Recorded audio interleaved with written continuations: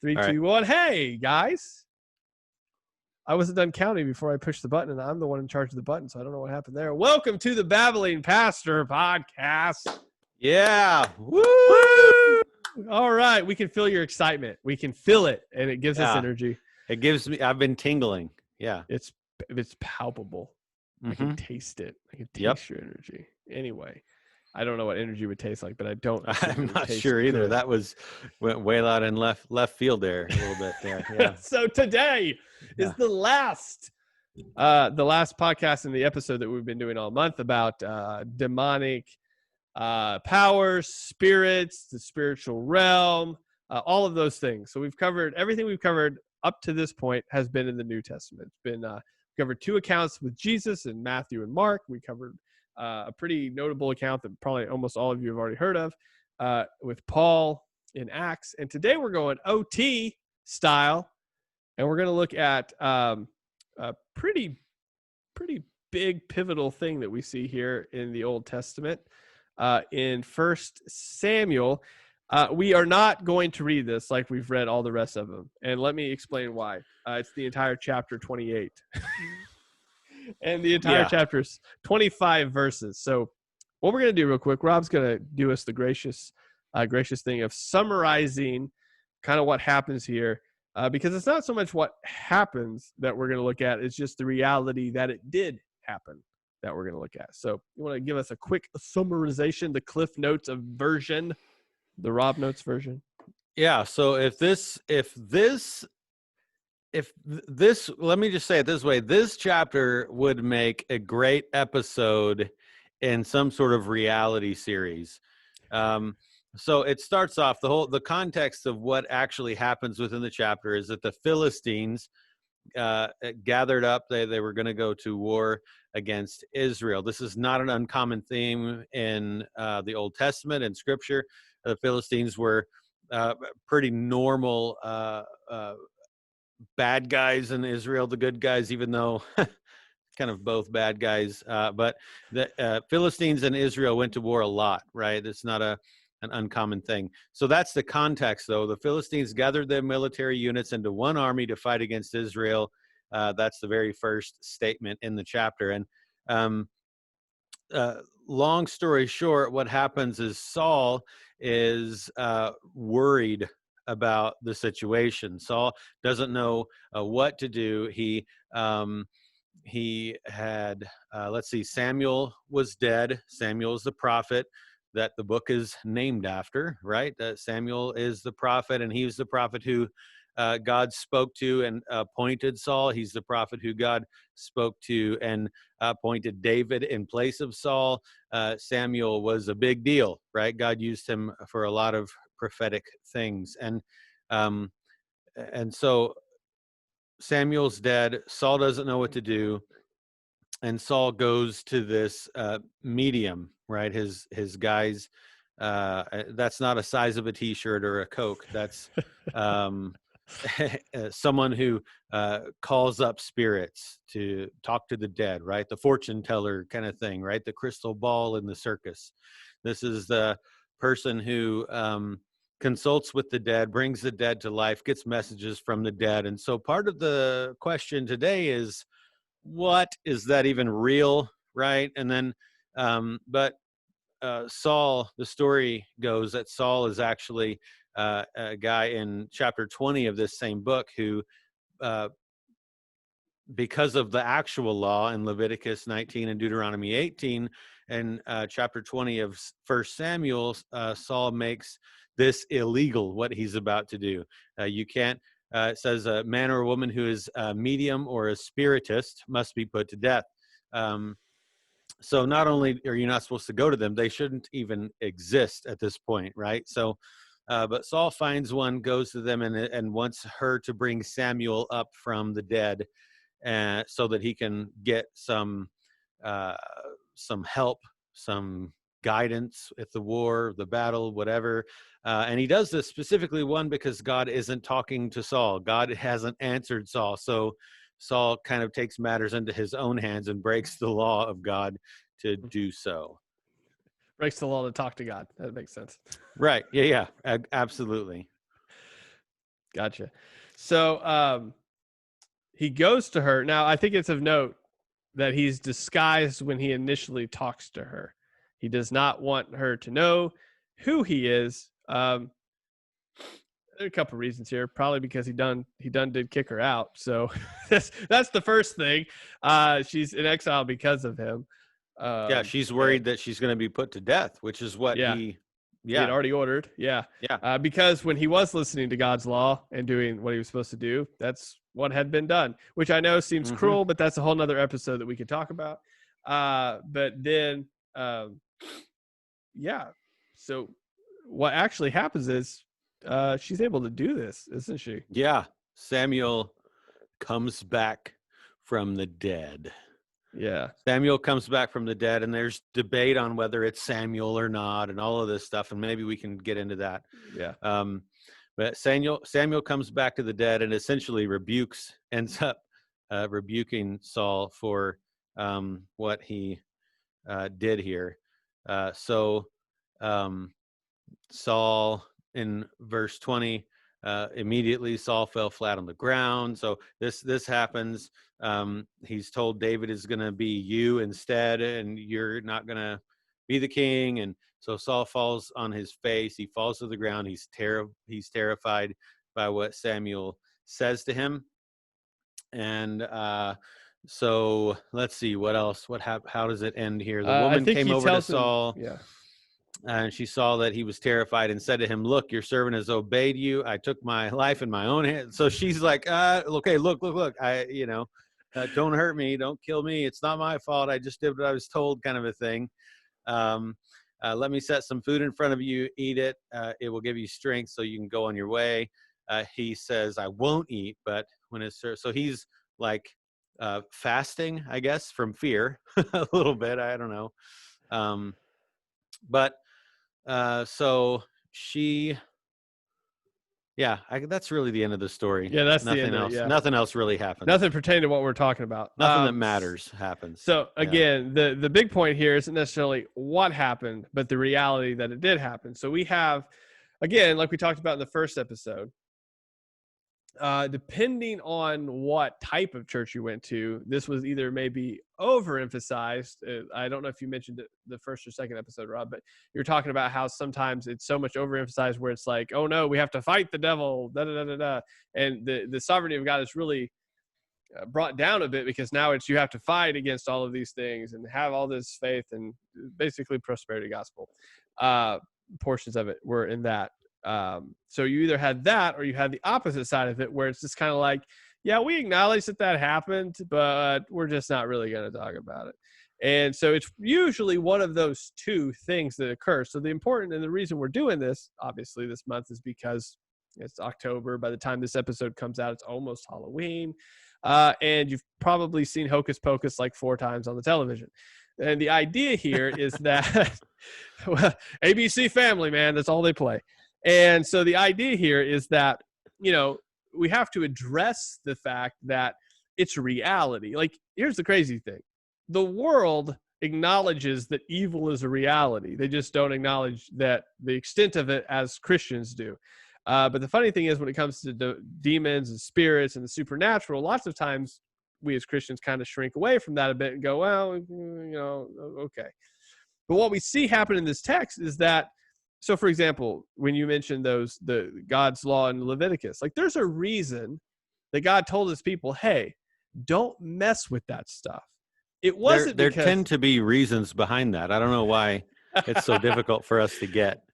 It wasn't like he was saying, hey, don't mess with it because it's not real. He said, don't mess with it because when you do, you're going down a path that's way worse than what you think it is. Like when we talk about, for example, the passage we did in the New Testament, like there's a reason that he said, don't mess with this stuff because it literally, it affects your life. It affects your relationship. It affects how you interact with me. So he doesn't want them to practice the same things the Canaanites do because the Canaanites are extremely evil people. I mean, and even just to give you a hint, even to the extent of their evilness, God even gives them grace up to a point where he says, I've tried to warn them. They won't listen. So, and then there's lots of things that people disagree with that God did there. But the point is that they were evil, and he says, don't do these same things, which is why we find ourselves in the situation where the median is exiled and Saul actually has to hide himself to go to her.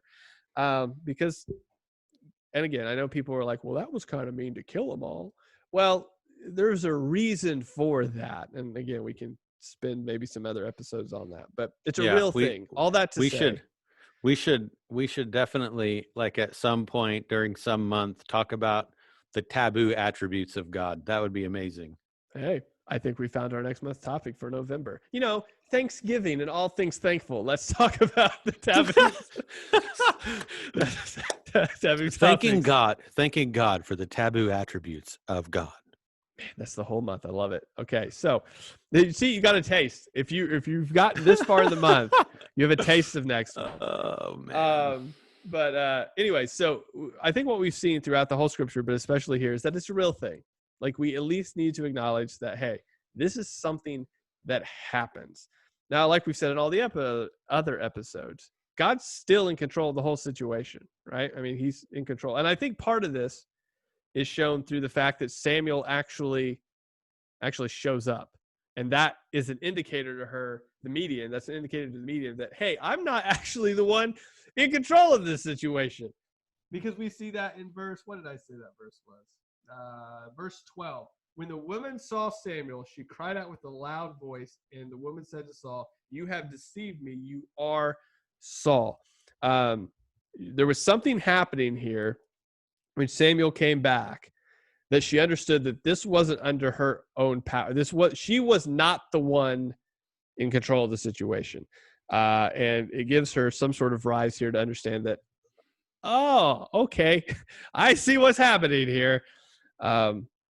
Which again plays back to the attribute we've been talking about the whole month. Yeah. I think there are a lot of questions that come from this piece of scripture, that, like, there are lots of questions and sort of debates about things. One of those is, was it actually Samuel? That, like, my personal view of that is, yeah, it kind of, every indication in scripture here in the chapter that as we're reading it, it seems as though it is actually Samuel. Saul recognizes him as Samuel. The prophecies and the things that he's saying are really Samuel-esque in how he's saying them and how he's talking to Saul. So there's really no indication other than, I don't really know how to explain it, but I don't want to believe that she could bring Samuel himself up. That seems to me to be the only real logical beginning spot for the argument that it wasn't Samuel. So that what's important about that is because it was either divination, it was either her being a medium and bringing Samuel back to, it was either that or it was some demonic activity and not Samuel, and it's not real, it can't happen, right? So it's either, that's the differentiating argument between this can be a thing or this can't be a thing. I think. I don't know if that makes sense to you. Well, I think the selling point for me on the fact that it is Samuel is the fact that when we see, for example, in the Old Testament specifically,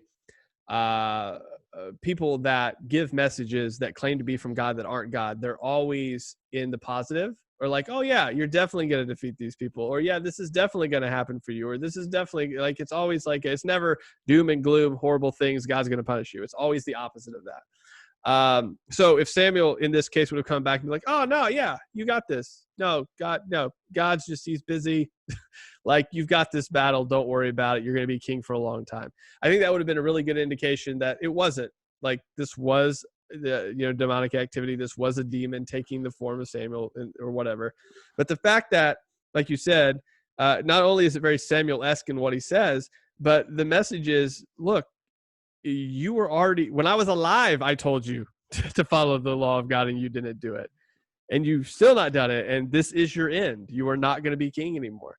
And again, I would fit this. I know I said this a couple podcasts back, but I would fit this in the same category as, for example, people that live in cultures where speaking in tongues is a thing, or like having not understanding each other, or demons are a part of that religion in that area. in the category that God will use what he wants to use when he wants to use it. Now, again, is this like common all the time? Like if you go down to your local tarot card reader, is God going to use that? I would say that's a very far stretch in the sense that you have his word. So that is, let me just say this, that's not going to happen.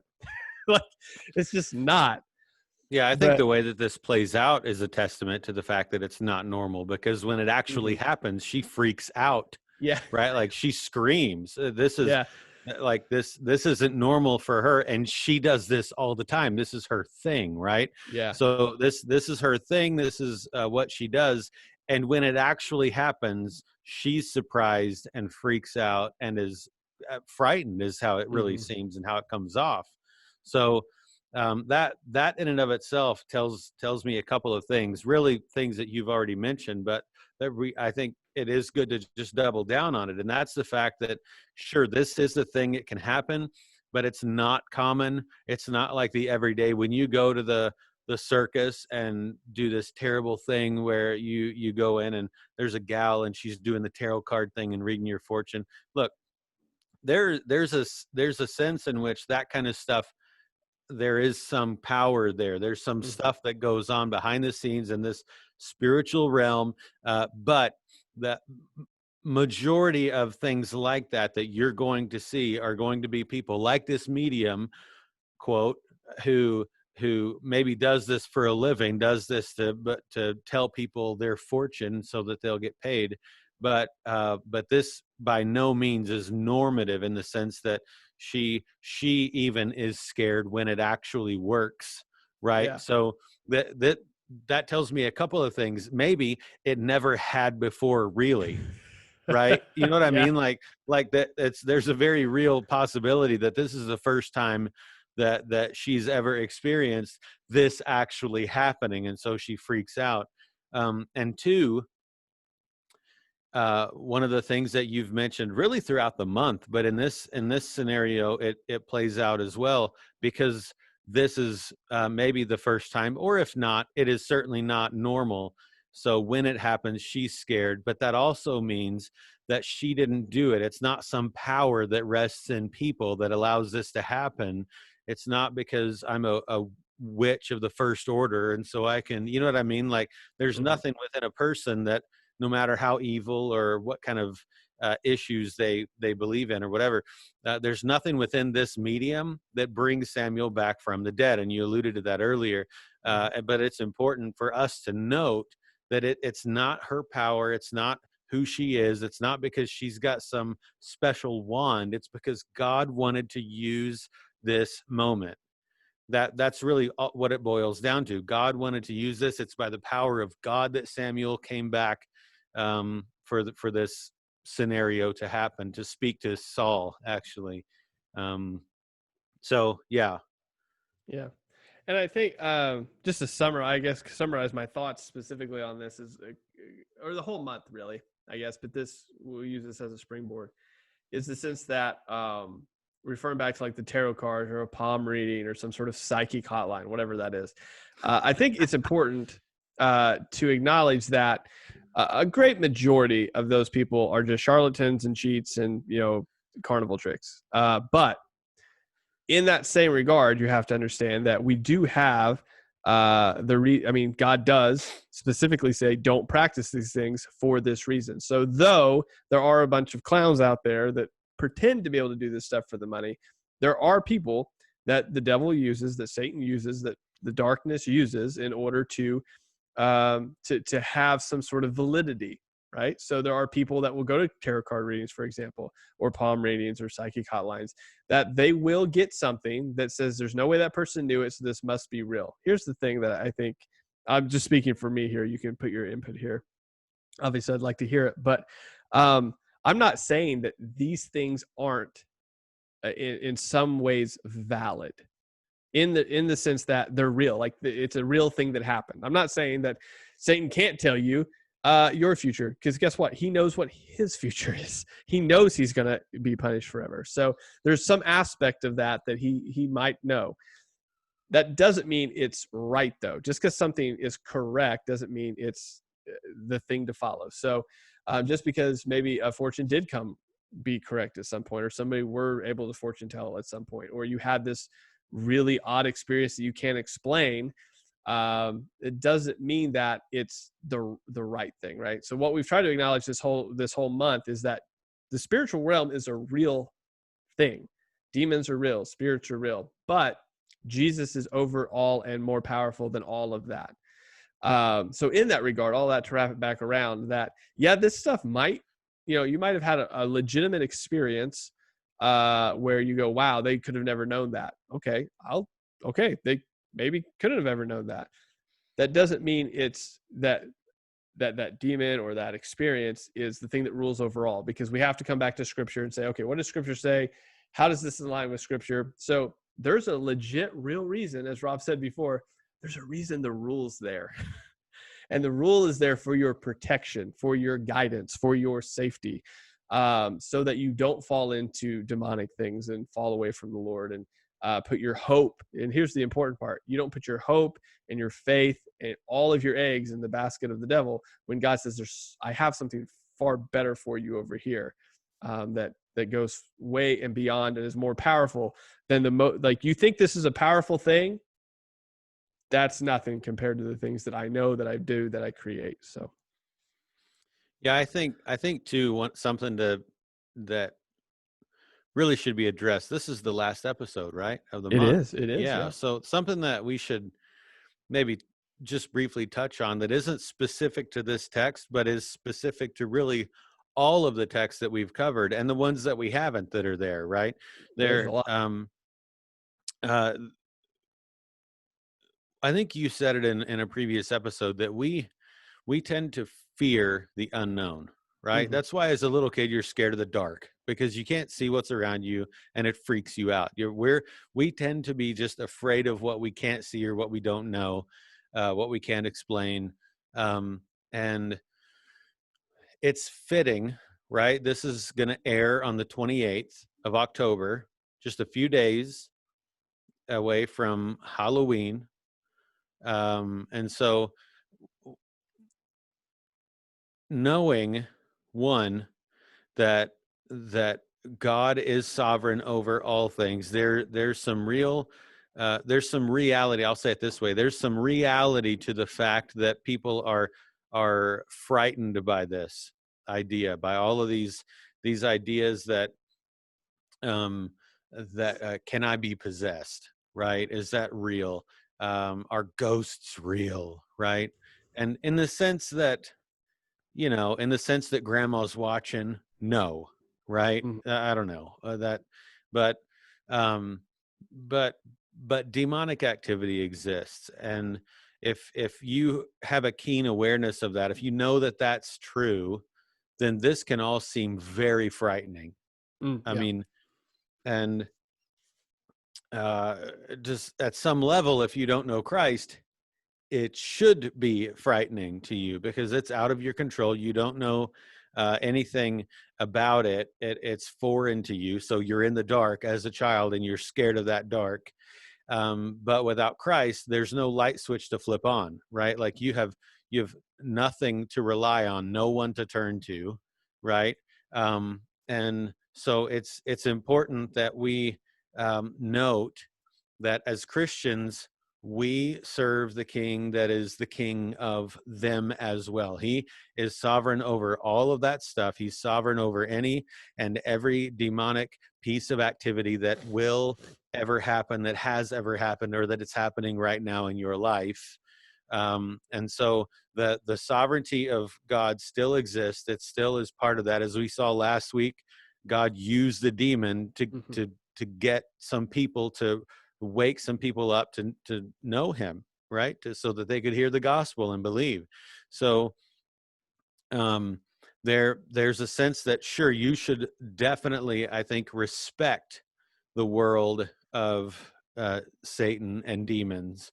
There should be a healthy fear, a healthy respect, a healthy kind of outlook on that. But at the very same time, we can speak with authority to any piece of that world, knowing that they know the end of the story as well, and that Yeah. our King prevails in the end. Yeah. Yeah, it's a pretty good way to wrap up the month in the sense that, look, whether your church overemphasizes it or underemphasizes it, it's a reality. Like you cannot read through the word and not see that there is a apparent spiritual aspect to all of it. So reading through it, you see its reality, and like you said, just acknowledging that it's there. But as you've said, probably every episode, Jesus is the authority over all of that, though, and that's where we can take comfort. I mean, that's where we can take, just this hope that, look, no matter how dark the dark gets, he's in control of it. And there's going to be times, like I think is probably one of our most repeated statements this entire month, but just like the father of the possessed boy, you have to say, look, I believe, and I'm going to need your help in my unbelief in this. So understanding that it's there, but understanding that regardless of what happens in our interaction, and again, the likelihood of anybody that listens to this podcast actually, coming upon somebody that's like actually possessed is probably pretty low. But the fact that you will come up, like we've talked about, up against spiritual warfare is going to be a reality for whoever you are if you're following Christ.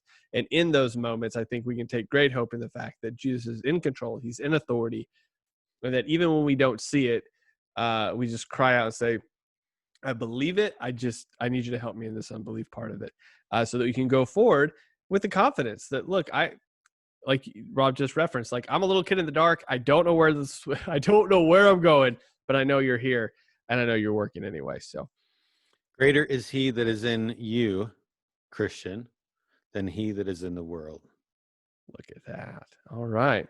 Well, I think that's a pretty good spot to end. Do you have anything to add to that? Yeah. Michael, does your household celebrate Halloween in any way? There is dressing up and trick-or-treating. That's about the extent of it. My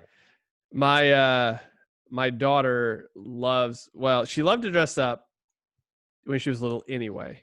But now, because of the stupidity of the internet, she knows the word cosplay. So she likes to dress up in more expensive dress up. And she's not yet. At the recording of this podcast, she has yet to decide what she wants to finally be. My dream would be that they would cancel Halloween and we can't go, and I save a bunch of money. But that's boom.